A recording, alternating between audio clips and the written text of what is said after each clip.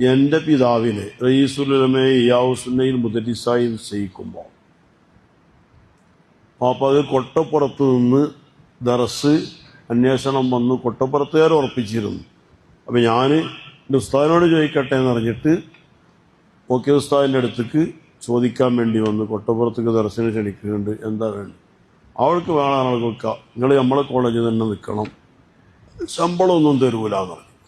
ഇത് ശമ്പളമൊന്നും തരൂല എന്ന് പറഞ്ഞു ഒരു ഉസ്താദ് ശിഷ്യനോട്. ഉസ്താദിൻ്റെ സ്ഥാപനത്തിൽ ഓക്കെ ഉസ്താദിൻ്റെ സ്ഥാപനമാണ് ഏത്?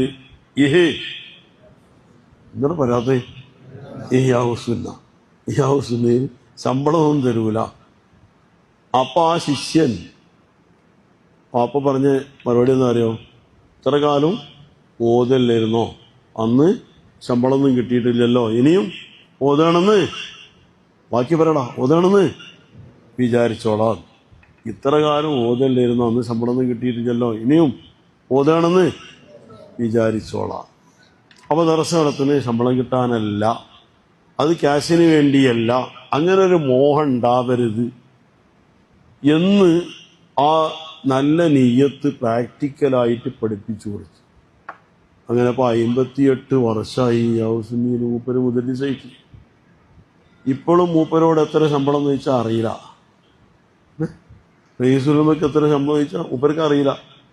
ഇവർ കവറിൽ കൊണ്ടുപോയി കൊടുക്കും, ഇവർ കീശയിലിട്ട് കണ്ട് പോകും, ഇങ്ങനെ കാണുന്നവർക്ക് ഇങ്ങനെ കൊടുക്കും, അത് കൊടുത്ത് ഇങ്ങനെയാണ് തീരും. അങ്ങനെ എത്ര കിട്ടിയോന്ന് അറിയില്ല. അങ്ങനെ കാശുണ്ടെങ്കിൽ അതിങ്ങനെ കൊടുത്ത് ഇങ്ങനെയാണ് തീരും. ആ കീശയിലുണ്ടാണ് നമ്മളായിട്ട് അവിടെ അങ്ങനെ കൊടുക്കും. എത്ര ശമ്പളം മൂപ്പർക്ക് അറിയില്ല. ആ കാരണം കൊണ്ട് യഥാർത്ഥം പറഞ്ഞ് എനിക്കെൻ്റെ ശമ്പളം അറിയില്ല.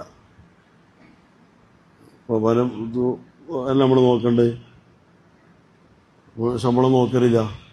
നമ്മളെ നോക്കലിപ്പോൾ ഷെയ്ഖുനാൻ്റെ തൃപ്തിയോട് എതിരായെങ്കിലോ ശമ്പളം നോക്കലില്ല. എനിക്കെൻ്റെ ശമ്പളത്തിൽ അറിയില്ല.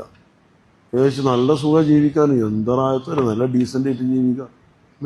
നിങ്ങളും ആ ചെങ്ങരയിലേക്ക് ചെന്ന് മുട്ടണില്ലേ നിങ്ങൾ ഉസ്താദിലൂടെ? ശരിക്കും ആ ചെങ്ങരയിൽ കോർത്ത് നിർത്തുക, നല്ല ഇഖ്ലാസ്.